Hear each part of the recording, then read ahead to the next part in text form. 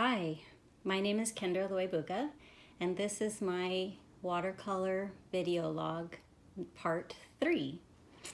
As you can see, since last time I have completed some areas, especially in this area. And again, I'm quite pleased with how it turned out, although I was figuring things out as I went.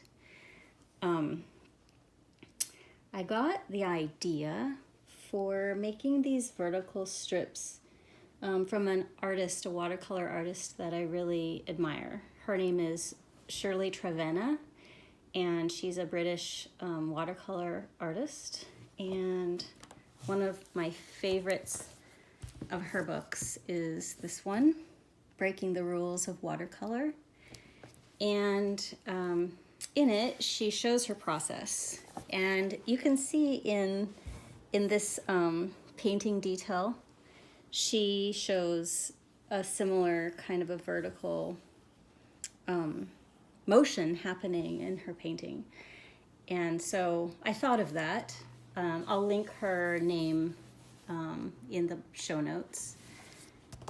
I highly recommend this book if you're a watercolor artist, or even if you're any kind of artist, because her watercolors, sometimes they read more like pastel or acrylic with the vibrance of her colors. And she uses oil pastel sometimes and gouache.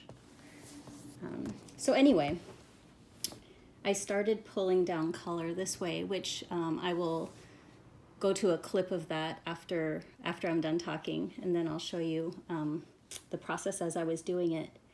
But then I also really liked the way these sort of like rock walls feel like ribbons, these ones up here.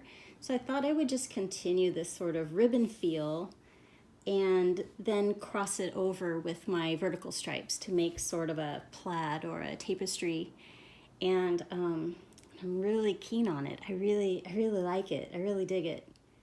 The other thing that I did is after looking at this painting for a day or two, I realized that the figure I had drawn down here, she was in the wrong spot.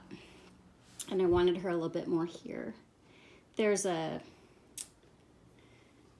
some kind of a rule in art that I've heard where you're supposed to put like your focal points on the thirds.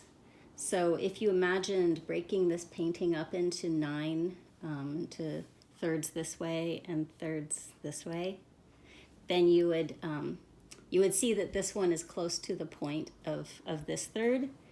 And then I put the figure a little more to the point of this third, and it feels better to me to have the figure here. So since this figure was drawn in a watercolor pencil, the line work just sort of melds in, and you can see the parts where I had it really dark. It definitely still has a very strong feeling, but I like that. I like that there's this like hint or whisper of what was started in the painting coming through. And so next I'm going to probably work on this. I put down these circles and tried to evoke like a tree, obviously, but I don't think these really go. There's something wrong with this area. So I have a few ideas of what I'm going to do here. And because I love this whole ribbon situation, I think I'm going to continue and have more of a tapestry ribbon.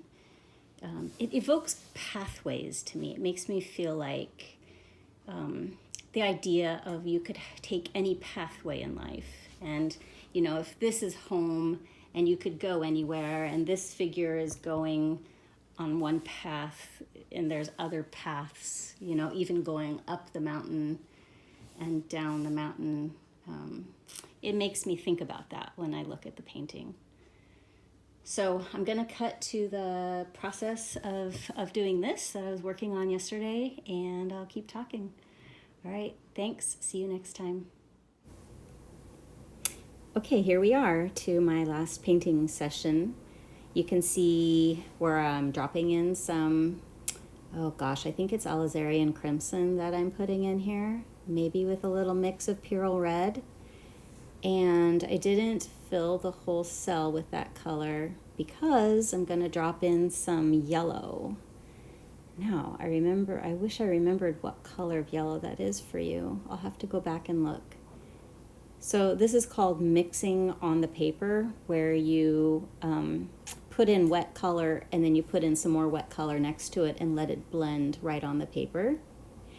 And then that other thing you saw me do over the blue, I put a little swipe of yellow. That's called glazing, when you've taken a dry color and put a wet color over. Okay, now we've transferred to a little bit of a different stage, where I'm going to do the same thing essentially. I'm dropping in some of those reds and pinks, but not filling that whole area with that color. Now I'm dropping in the yellow. I think it's a sepia, maybe. Oof, I'll have to look that color up.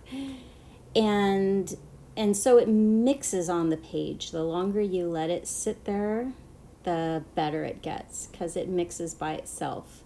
It took me a long time to figure out how to just let it happen the way it does as a watercolorist. I mean, like a few years of practicing it before I kind of just got used to letting it do its thing. Okay, now we've cut to the final piece that I want to show you. And this is where I bring in the stick.